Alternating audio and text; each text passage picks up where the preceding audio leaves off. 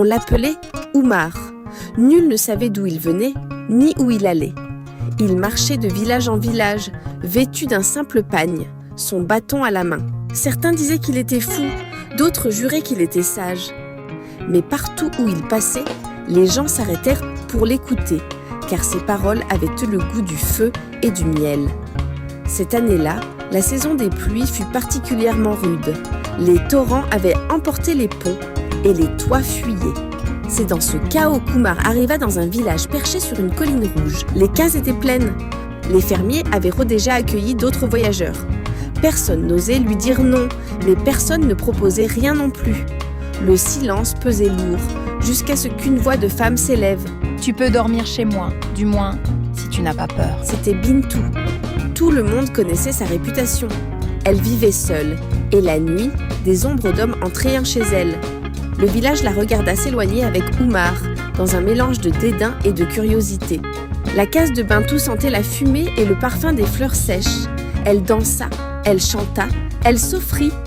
Mais Oumar resta de pierre. Il pria, parla de paix et remercia Bintou pour son hospitalité sans jamais poser un regard de désir sur elle.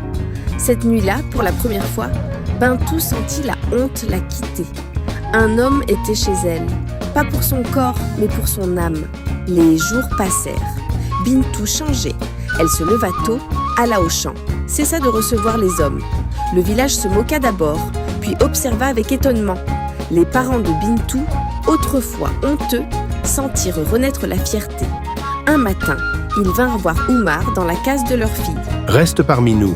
Nous t'offrirons un champ et t'aiderons à bâtir une maison. Si tu veux, tu pourras y habiter avec Bintou. » Oumar resta silencieux un moment, puis répondit calmement. « Que la volonté de Dieu soit faite. » Les jours suivants, Oumar se mit à cultiver la terre. Bintou travaillait à ses côtés avec une ardeur nouvelle. Les jeunes du village murmuraient « Finalement, cette Bintou, elle peut être une bonne femme !» La complicité entre les deux grandissait.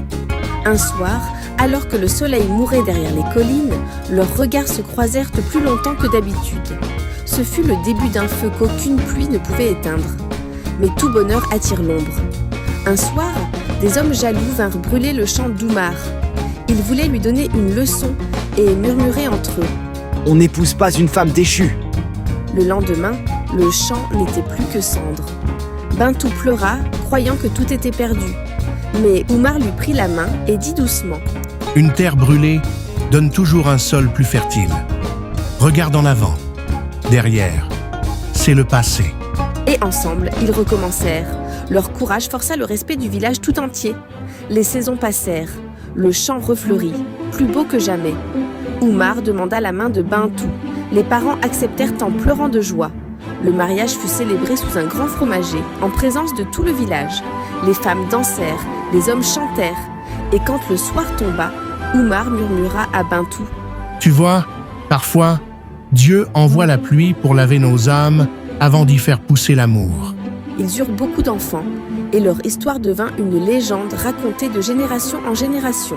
Celle de l'homme sage et de la femme rédimée, celle qui prouve qu'un cœur pur peut guérir même ce que le monde a condamné.